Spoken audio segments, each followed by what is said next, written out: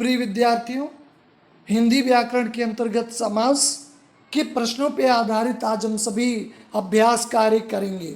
अभ्यास एक व्यक्ति को पूर्ण बनाता है। Practice makes a man perfect. बिना अभ्यास से विषम विद्या, बिना अभ्यास के विद्या विष के समान हो जाती है, यानी सरल से सरल चीज़ें कठिन हो जाती हैं। अगर हम अभ्यस्त हैं तो कठिन से कठिन चीज़ें भी सरल हो जाती हैं। तो चलिए हम सभी अभ्यास कार्य की ओर बढ़ते हैं, प्रश्नों की ओर। करना आपको एक काम होगा कि आपको एक पेन और कॉपी लेना होगा। आपने समास को पढ़ा है बहुत अच्छे ढंग से, तो आपको स्वयं का मूल्यांकन करना होगा कि मैं आपको सामने सबसे पहले प्रश्नों को प्रस्तुत करूंगा, कुछ सेकंड दूंगा, उसी में आपको आंसर लिखना होगा। और जैसे ही आप आंसर लिख लेंगे फिर मैं आपको आंसर तुरंत बताऊंगा, आप हमारे आंसर से टैली कर लेंगे। सही होगा तो सही का चिन्ह, गलत होगा तो गलत का चिन्ह। स्वयं का मूल्यांकन करके फिर कमेंट के माध्यम से आप जरूर बताएंगे कि आपने कितना किया। आज 22 प्रश्नों का एक सीरीज है जो आज हम जिस पे अभ्यास कार्य करेंगे। तो चलिए पहले प्रश्नों की ओर। धीरे धीरे में कौन सा समास है? देखें, आप सभी इसका आंसर लिखने के लिए तैयार रहें। धीरे धीरे में कौन सा समास है? आप आशा है कि आप इसका आंसर लिख लिए होंगे। चलिए हम इसके ऑप्शन की ओर बढ़ते हैं। ये अव्ययी भाव है। काफ़ी इस चिन्ह के द्वारा, जैसे माता पिता में ऐसे योजक चिन्ह होता है, कई विद्यार्थी बिना विग्रह किए ही तुरंत इसे द्वंद्व मान लेते हैं। जैसे लिखा जाता है माता और हाइफन होता है, फिर या योजक चिन्ह होता है माता पिता और बीच में ऐसा चिन्ह होता है, तो तुरंत लोग द्वंद्व मान लेते हैं। तो द्वंद्व होता ही है, लेकिन द्वंद्व का पहचान है क्या? क्योंकि एक दूसरे के विलोम होते हैं, लेकिन धीरे धीरे विलोम नहीं, बल्कि एक ही शब्द है। जहाँ पे विलोम शब्द होते हैं और योजक शब्द होते हैं वह द्वंद्व होता है। लेकिन यहाँ पे आपका अव्ययी भाव समास है। देखिए यहाँ पे आपके उत्तर में भी है, जब आपके पास पीडीएफ पहुँचेगा तो आप और इसको डिटेल में पढ़ लीजिएगा। दूसरे प्रश्न की ओर बढ़ते हैं। चक्रपाणी में कौन सा समास है? चक्रपाणी में कौन सा समास है? आपके पास ऑप्शन यही है चारों। अव्ययी भाव समास, तत्पुरुष समास, बहुब्रीहि समास, कर्मधारय समास। चलिए हम सभी आंसर की ओर बढ़ते हैं। बहुब्रीहि समास, क्योंकि चक्र है पाणी अर्थात भगवान विष्णु की ओर इशारा है, यानी चक्रपाणी उन्हीं के हाथ में ये चक्र होता है, उन्हीं के पाड़ी में चक्र होता है। तो इसलिए आपका उदाहरण जो बन रहा है ये बहुब्रीहि का बन रहा है। तीसरा, बहुब्रीहि का कौन सा उदाहरण है? यहाँ पे देख लें, बहुब्रीहि का कौन सा उदाहरण है? पंचवटी, करोड़पति, चतुर्भुज और चरण कमल। इसमें से आपको बताना है कि कौन सा बहुब्रीहि का है। चलिए हम सभी आंसर की ओर बढ़ते हैं।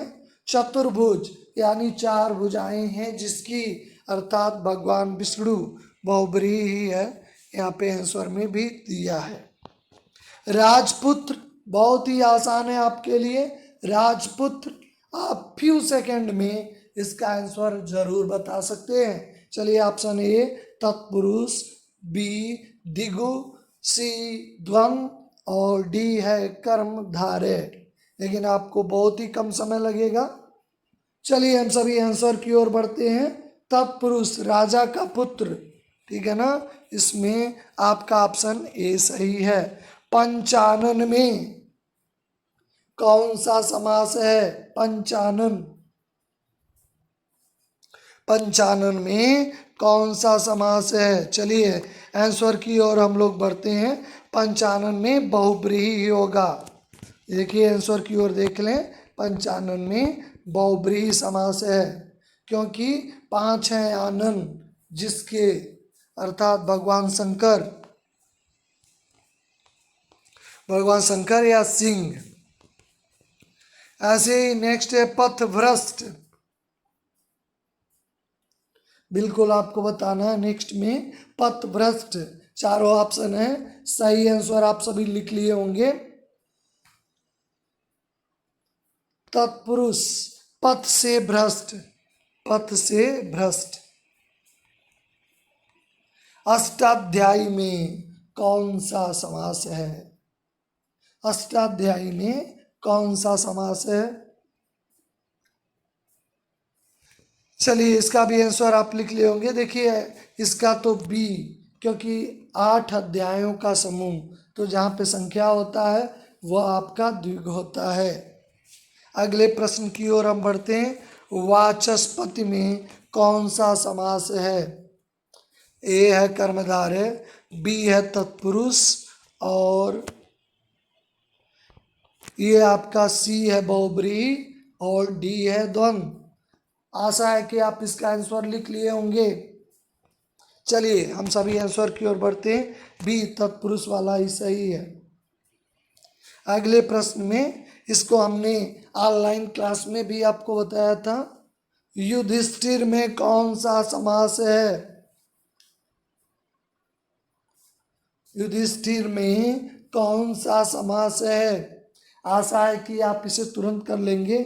युद्ध में स्थिर तत्पुरुष, सी आप वाला ऑप्शन सही है। ये देखें विग्रह किया हुआ है, 8 अध्याय है जिसमें संख्या तो है लेकिन विग्रह पे ध्यान दीजिएगा। आशा है कि आप इसका बड़े ही सटीक ढंग से इसका आंसर लिख लेंगे और लिख लिए होंगे। चलिए इसमें आपका बहुब्रीहि हो जाएगा विग्रह के आधार पे। 8 है अध्याय जिसमें, अर्थात अष्टाध्यायी। ये निश्चित तौर पे द्विगु होता है।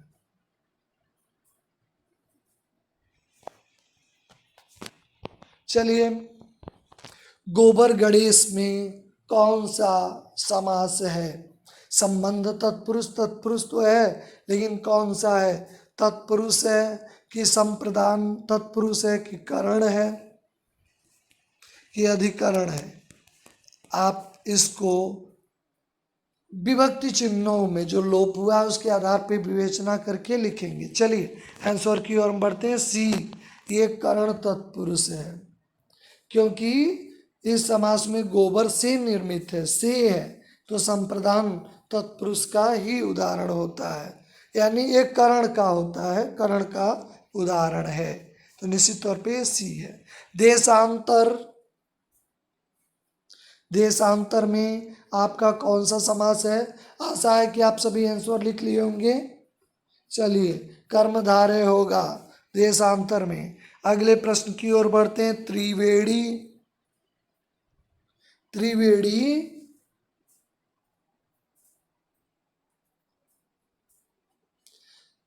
त्रिवेणी में आपको देखना है कर्मधारय, बहुब्रीहि, द्विगु और द्वंद्व। सी, जहाँ पे देखेंगे द्विगु संख्या की तरफ इशारा है और जहाँ पे संख्या होता है वह द्विगु होता है। बहुत ही आसान। गौशाला में कौन सा समास है?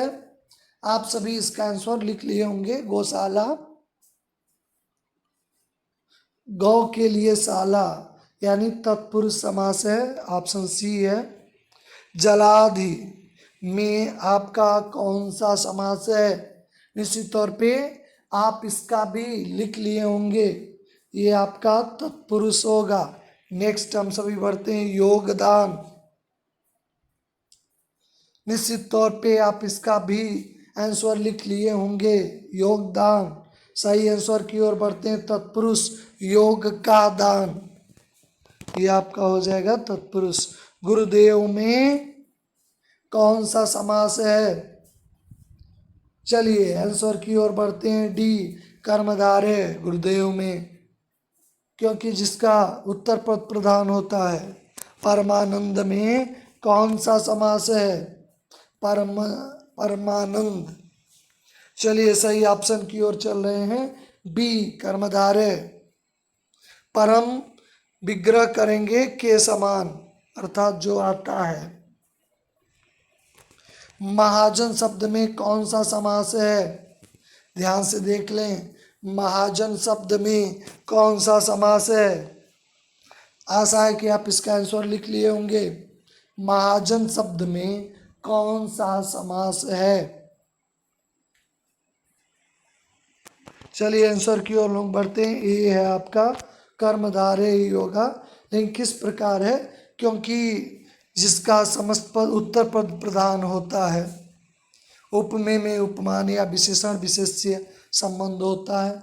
बारहसिंगा में कौन सा समास है? 12 है सिंह, यानी हिरण की बात हो रही है, बहुब्रीहि समास है। 21वां देखें, नीलकंठ।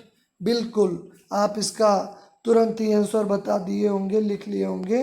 इसका सी है, कर्मधारय नीला है, जो कंठ। भरपेट, इसका तो हमने आपको उदाहरण भी बताया था। ये भरपेट यानी पेट भर, पेट में भरने के लिए बात हो रही है। इसका हो जाएगा पेट भर अव्ययी भाव। भर शब्द जो अव्यय है। इस तरह